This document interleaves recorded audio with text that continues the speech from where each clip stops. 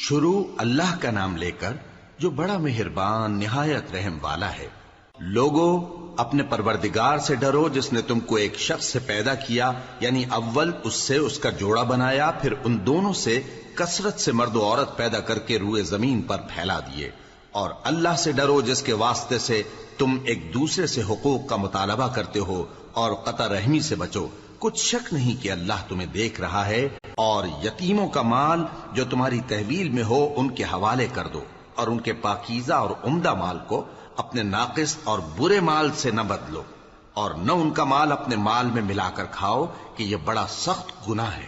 اور اگر تم کو اس بات کا خوف ہو کہ یتیم لڑکیوں کے بارے میں انصاف نہ کر سکو گے تو ان کے سوا جو عورتیں تم کو پسند ہوں، دو دو یا تین تین یا چار چار ان سے نکاح کر لو۔ اور اگر اس بات کا اندیشہ ہو کہ کئی عورتوں سے انصاف نہ کر سکو گے تو ایک ہی عورت سے نکاح کرو یا باندی سے تعلق رکھو جس کے تم مالک ہو۔ اس طرح تم بے انصافی سے بچ جاؤ گے۔ اور عورتوں کو ان کے مہر خوشی سے دے دیا کرو، ہاں اگر وہ اپنی خوشی سے اس میں سے کچھ تم کو چھوڑ دیں تو اسے مزے سے کھا لو۔ اور کم عقلوں کو ان کا مال جسے اللہ نے تم لوگوں کے لیے سبب معیشت بنایا ہے مت دو، ہاں اس میں سے ان کو کھلاتے اور پہناتے رہو اور ان سے معقول بات کہتے رہو۔ اور یتیموں کو بالغ ہونے تک کام کاج میں مصروف رکھو اور جانچتے رہو، پھر بالغ ہونے پر اگر ان میں عقل کی پختگی دیکھو تو ان کا مال ان کے حوالے کر دو، اور اس خوف سے کہ وہ بڑے ہو جائیں گے، یعنی بڑے ہو کر تم سے اپنا مال واپس لے لیں گے، اس کو فضول خرچی اور جلدی میں نہ اڑا دینا۔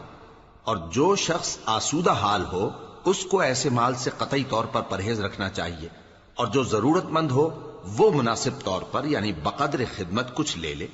اور جب ان کا مال ان کے حوالے کرنے لگو تو گواہ کر لیا کرو، اور حقیقت میں تو اللہ ہی گواہ اور حساب لینے والا کافی ہے۔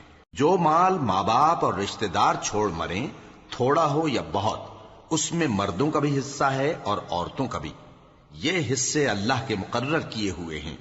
اور جب میراث کی تقسیم کے وقت غیر وارث رشتہ دار اور یتیم اور نادار لوگ آ جائیں تو ان کو بھی اس میں سے کچھ دے دو اور ان سے معقول بات کہو۔ اور ایسے لوگوں کو ڈرنا چاہیے جو ایسی حالت میں ہوں کہ اپنے بعد ننھے ننھے بچے چھوڑ جائیں اور ان کو ان کی نسبت خوف ہو کہ ہمارے مرنے کے بعد ان بیچاروں کا کیا ہوگا۔ پس چاہیے کہ یہ لوگ اللہ سے ڈریں اور درست بات کہیں۔